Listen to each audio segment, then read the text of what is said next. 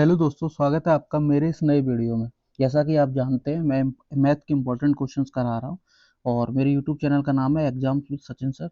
आप इसको लाइक करिए, शेयर करिए और सब्सक्राइब करिए। पहला क्वेश्चन मैं आपको कर रहा हूँ। इसमें क्वेश्चन नंबर 21 चल रहा था। बाकी क्वेश्चंस मैंने करा दिए थे पिछले 2 वीडियोज़ में, आप उनको जाके देखिए। और आपको मैं क्वेश्चन नंबर 21 में कराता हूँ। 28 संख्याओं का औसत 72 है। एक और संख्या को शामिल किया जाता है तो नया औसत 79 हो जाता है, तो नई संख्या क्या है? पहले तो आप इसको आसान तरीके से समझ लीजिए। 28 संख्याओं का एवरेज कितना था? 72। तो जब आप योग निकालेंगे तो आ जाएगा 28 इंटू 72। आप इसका गुणा कर लेना। फिर वो कह रहा है एक संख्या, इसमें एक संख्या ऐड कर दी, अब संख्याएं हो गई 29, जिनका एवरेज कितना है? 79। तो आप इसका अगर योग निकालेंगे तो 29 इंटू 79 बराबर जो भी आ जाए। फिर आपको क्या करना है, ये जो कुल आएगा योग, इसमें से आपको इसको माइनस कर देना है। क्यों करना है? क्योंकि ये 28 संख्याओं का योग आएगा और यहाँ पे जो आएगा ये 29 संख्याओं का आएगा। तो उसने ये बोला है कि कितना बढ़ाया गया है, वो नई संख्या क्या है। तो जो भी योग बढ़ेगा वही आपका आंसर होगा। अब इसको दूसरे तरीके से समझ लेते हैं हम। हमारे पास 28 संख्याएं थी तो एवरेज कितना था? 72। अब एक संख्या हमने बढ़ा दी, जिससे एवरेज हमारा कितना हो गया? 79। अब आप खुद समझिए, जब संख्याएं 28 थी तो एवरेज 72 था। एक के आ जाने से, एक संख्या के बढ़ने से औसत कितना हो गया? 79। और औसत का मतलब होता है कि हर संख्या को उतना ही कर देना। यानी अब मेरे पास जो 29 संख्याएं हैं वो 79 के बराबर हैं। तो जो योग हमने बढ़ाया है वो कितना बढ़ाया है, ये पूछा गया है। तो एक संख्या तो पूरी 79 बढ़ ही गई है। 29वीं एक जो संख्या बढ़ी है वो 79 के बराबर होगी। बिल्कुल सही है। इसके साथ साथ जो पिछली 28 संख्याएं थी उनका योग, उनका जो औसत था वो 72 था। 72 से कितना हो गया? 79। कितना बढ़ गया? जो 28 संख्याएं थी वो भी 7 बढ़ गई हैं, है ना। हर एक संख्या 7 बढ़ गई है, तो 28 संख्या कितनी बढ़ गई? 28 इंटू 7। तो जो कुल वृद्धि हुई है वो कितनी हुई है? ये हुई है 7 8 56 से यहाँ से लगी 5, 7 दूनी 14 5 19। इसको आप जोड़ो, 9 6 15 की 5 1, 9 7 16 17 1 1 2। यानी जो टोटल जो वृद्धि हुई है वो कितनी हुई है? 275। आंसर कौन सा हो गया? ए। अगला क्वेश्चन है आपका 22। यदि एक वृत्त की त्रिज्या में 10% की कमी की जाती है तो वृत्त के क्षेत्रफल में कितने प्रतिशत की कमी होगी? आसान सवाल है। मैं आपको बता दूं, वृत्त का क्षेत्रफल जो क्या होता है, पाई आर स्क्वायर। तो आपको यहाँ देखे ना, त्रिज्या कितने बार है? त्रिज्या है हमारी 2 बार। और एक बार 10% की वृद्धि, कमी की गई है, और एक बार 10% की कमी की गई है। ठीक है। तो भैया टोटल जो कमी आएगी, कुल कमी प्रतिशत निकालना है हमें। अगर मैं आपको समझाऊं तो कुल कमी प्रतिशत कितना होगा? तो आपको पता है इसमें एक फॉर्मूला लग जाता है, X plus Y plus minus X Y upon 100। अब इसको लगा दो। ठीक है। तो माइनस का 10 माइनस माइनस क्या हो जाएगा? Plus 10 into 10/100। इस 100 से ये बिंदी कट जाएंगी तो -10 और -10 और प्लस का 1, तो -20 प्लस 1 कितना हो जाएगा? -19। तो इसका मतलब हो गया 19% की कमी। 19% की कमी, यही हमारा आंसर हो गया, ऑप्शन नंबर ए। अगला सवाल है क्वेश्चन नंबर 23 आपके सामने। एक टी शर्ट अपने मूल मूल्य मतलब जितने की वो रियल में थी, 60 रुपए पर 15% की छूट पर उपलब्ध है, तो टी शर्ट के कितना भुगतान करना पड़ेगा? वो ये कह रहा है बेसिकली, कोई टी शर्ट 60 रुपए की थी जो उसकी एक्चुअल कीमत थी, इसको 15% की छूट यानी 85/100 भी बेचा जा रहा है। तो कोई खरीदने गया वो कितने रुपए देगा? तो इतने ही रुपए देगा। आप इसको जब काटेंगे तो आपको पता है ये 17/20 होता है। और 20 से अगर आप 60 को काटेंगे 3 बार, तो 3 × 17 तो कितना होता है? 17×3 = 51। तो कौन सा ऑप्शन हो गया भैया? डी। अगला सवाल है 24 आपके सामने। निम्नलिखित में से किस दशमलव का आवृत्ति चक्र सबसे लंबा है? अच्छा सवाल है और कुछ नहीं है, छोटा सा ही है। वो ये कहना चाह रहा है कि जब हम इसको हल करेंगे सारे ऑप्शंस को, तो किसकी रिकरिंग सबसे ज्यादा है? तो 1/6 बराबर किसके होता है? आप खुद बताइए। हम दशमलव लगाएंगे तो ऊपर हो जाएगा 10, तो 6 एकन 6 4 40 हो गया, 6 रंग 36। फिर कितना हो गया 36, 4 बचेगा, फिर 6 36, यानी 1.666 यही चलता रहेगा। तो यहाँ पे रिपीटेशन किसका है, 6 का है खाली।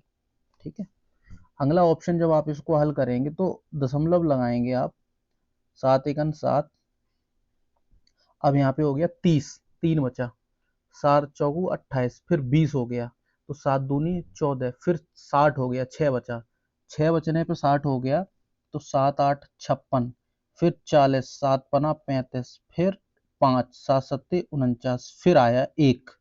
जब 1 बचेगा तो एक, फिर 7 से भाग लगाएंगे, तो 7 एकन 7, 7 चौकू 28, यानी फिर से रिपीटेशन वही वाला आ जाएगा। तो आपको पता है यहाँ पे क्या रिपीट हुआ है, ये 142857। अगला सवाल है 1/9, इसको जब आप हल करेंगे तो ये कितना आएगा, 9 एकन जाएगा ही नहीं, है ना। यहाँ पे इसको आप करेंगे तो बन, हाँ, एक बार जाएगा, फिर एक बचेगा, फिर एक बार जाएगा, तो यहाँ पे भी रिपीटेशन किसका है, एक का है खाली। इसको जब आप हल करेंगे तो ये आएगा 0 दशमलव, अब दशमलव लगाने 10 हुआ, फिर नहीं जाएगा तो 0 लगेगा, अब कितना हो गया 100, तो 9 बार जाएगा, फिर कितना बचेगा, एक बचेगा, फिर 0 9, तो ये अब रिपीटेशन हो जाएगा, तो क्या आ जाएगा 0 9 0 9। तो आपको दिख रहा है सबसे बड़ा रिपीटेशन इसमें एक अंक का है, इसमें 1 2 3 4 5 6 अंकों का रिपीटेशन, तो आंसर क्या हो गया 1/7। सबसे लंबा पूछा है, सबसे लंबा, तो इसमें सबसे लंबा रिपीटेशन इसी का है ना, सबसे ज्यादा रिपीटेशन। अगला सवाल है 25 आपके सामने, 1 बिलियन में वजन में 30% पदार्थ एस है और 70% टी है, बिलियन का कुल द्रव्यमान 1200 ग्राम है, इसमें से 300 ग्राम पदार्थ एस मिलाया जाता है। देखो टोटल कितना है, 1200 ग्राम है, ठीक है, और ये दो पार्ट में डिवाइड हो रहा है, एस और टी में। अब उसने कहा है एस कितना है, 30% है, और टी कितना है, 70% है। आप जब इसको हल करेंगे तो आपको पता है ये 30 और 70 100 हो जाएगा, 100 बराबर है 1200 के, एक बराबर हो जाएगा 120 के, तो सीधा गुणा कर लो, 12 तियो 36, यानी ये आ जाएगा 360 ग्राम, और इसमें जब 12 गुणा करोगे 12 सत्ते 84 ग्राम, 840 ग्राम। ठीक है, हमने बांट दिया। अब वो कह रहा है 300 ग्राम पदार्थ एस मिला दिया, तो इसमें भैया हमने 300 ग्राम और ऐड कर दिया पदार्थ एस, तो अब ये कितना हो गया 660 ग्राम, और टी उतना ही है 840 ग्राम। अब वो कह रहा है कि नए बिलियन में पदार्थ एस की नई सांद्रता प्रतिशत क्या है, तो एस का प्रतिशत पूछा गया है, तो आप बोलेंगे कुल कितना हो गया 660, और टोटल कितना है 8 6 14 और एक 1500, 1500 ग्राम में इंटू 100। जब आप इसको हल करेंगे तो इन 100 से ये कट जाएगा, 15 से जब काटोगे तो 15 चौकू 60, 15 चौकू 60, 44%। आंसर कौन सा हो गया, बी। अगला सवाल है 26 आपके सामने, ये रहा। 240 मीटर लंबी एक ट्रेन 24 सेकंड में एक खंबे को पार करती है, तो ट्रेन की चाल निकाल लो आप, है ना। ट्रेन की चाल खंबे को पार कर रही है, इसका मतलब है वो खुद की लंबाई को पार कर रही है, तो चाल बराबर कितना आ जाएगा, दूरी बटे समय, तो कितनी आ जाएगी 10 मीटर पर सेकेंड, ट्रेन की चाल। अब वो कह रहा है कि 360 मीटर लंबे प्लेटफॉर्म को पार करने में कितना समय लगेगा, तो समय पूछा है, समय बराबर होता है दूरी बटे चाल। अब दूरी यहाँ क्या हो जाएगी, अब दूरी हो जाएगी ट्रेन की प्लस प्लेटफॉर्म की, अपॉन चाल कितनी है 10 मीटर पर सेकेंड, हमने रख दी। तो ट्रेन की लंबाई 240 मीटर प्लस प्लेटफॉर्म की लंबाई कितनी है 360 मीटर, कुल हो गई दूरी, और दूरी में हम जब भाग लगा देंगे चाल का तो क्या आ जाएगा, समय। तो ये कितना हो जाएगा, ये हो जाएगा 300 200 500 600, 600 मीटर दूरी हो गई, और 10 मीटर पर सेकेंड की चाल से कितनी देर में, 60 सेकेंड में। यही सवाल का आंसर है, यानी डी। अगला सवाल है 27 आपके सामने, 7 अंकीय संख्या ये जो दी है 9 से कट रही है, और ए और बी का न्यूनतम मान पूछा है ना। संख्या लिख लेते हैं, 9 3 ए 5 6 2 बी। आपको पता है 9 से विभाजिता का योग क्या है? अंकों का योग कट जाए 9 से, अंकों का योग डिविजिबल होना चाहिए। तो देखो 9 तो कट ही जाएगा 9 से। अब इनको जब हम जोड़ेंगे 3 और 5 8, 8 और 6 14 और 15, 3 5 8 6 14 15 16, ये आ गया 16 प्लस ए प्लस बी। अब वो कह रहा है कि 9 से कटे लेकिन ए और बी का न्यूनतम मान होना चाहिए। तो 16 तो ये है ही, ए और बी का क्या मान रख दें जो ये 9 से कट जाए और सबसे छोटा होना चाहिए। तो सबसे छोटा मुझे लगता है 2 रख दो, 16 और 2 18 हो जाएगा, 9 से कट जाएगा।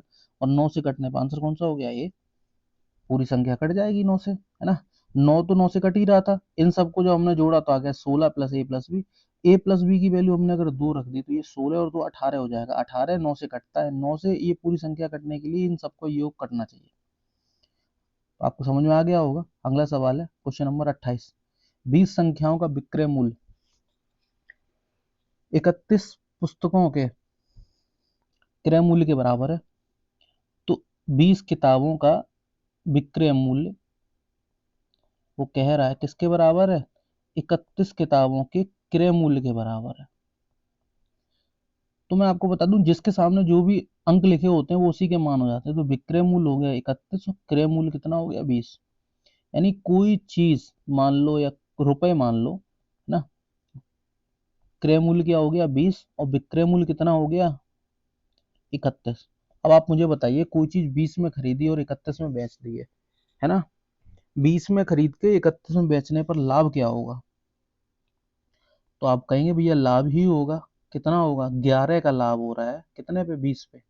20 खरीद रहा हूं मैं, 31 में बेच रहा हूँ, यानी 11 रुपए बच रहे हैं 20 रुपए पे, इंटू 100। जब आप इसको हल करेंगे तो 20 से 5 बार और 11 पंजे 55%। और ये क्या हो गया? मुझे लाभ हो गया। आंसर हो गया ए।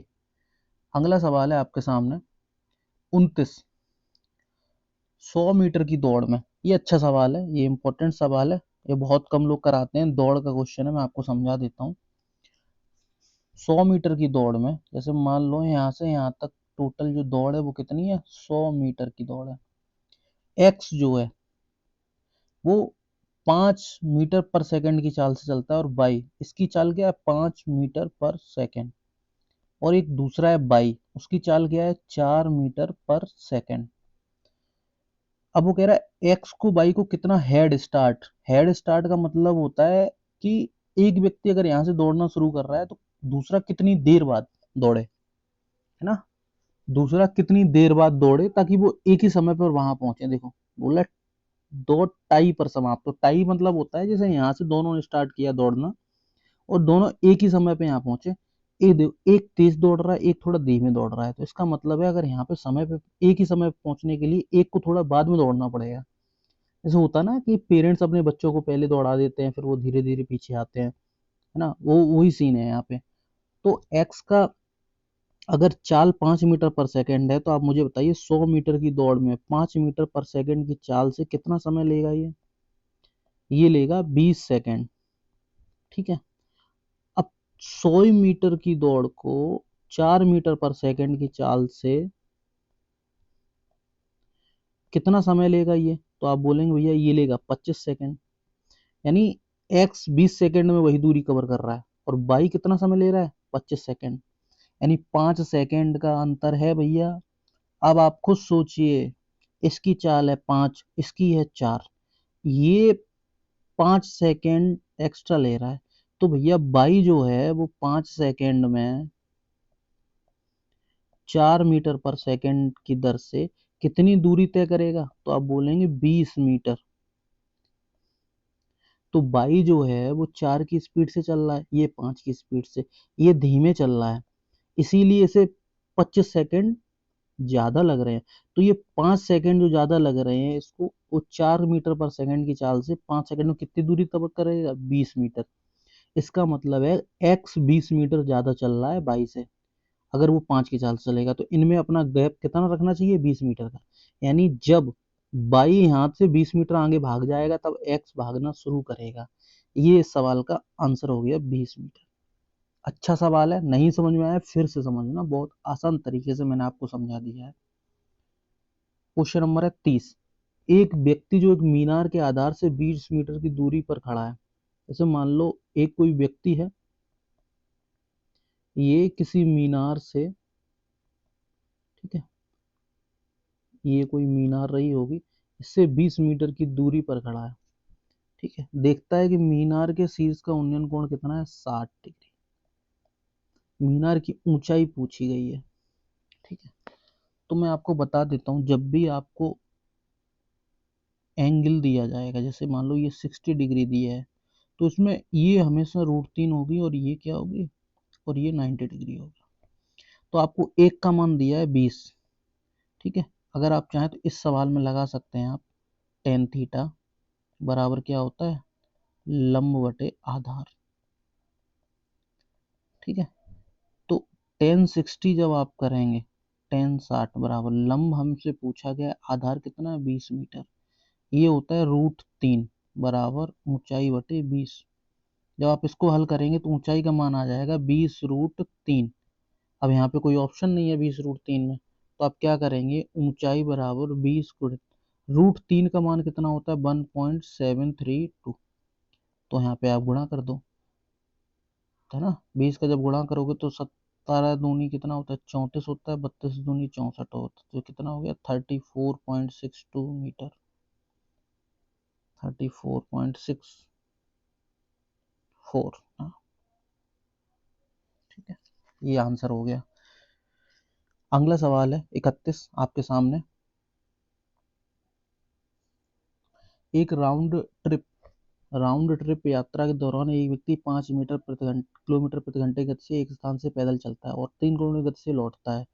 औसत गति के बारे में कौन, तो आपको पता है औसत गति क्या होती है, औसत गति बराबर होती है 2 अगर दो कंपोनेंट हैं, यानी इसमें अगर आपको 2xy/x+y, जैसे मान लो यहाँ से कोई यहाँ तक गया x की स्पीड से और यहाँ से फिर वापस आ गया y की स्पीड से। ठीक है, तो आपको औसत गति निकाली जाए 2xy/x+y।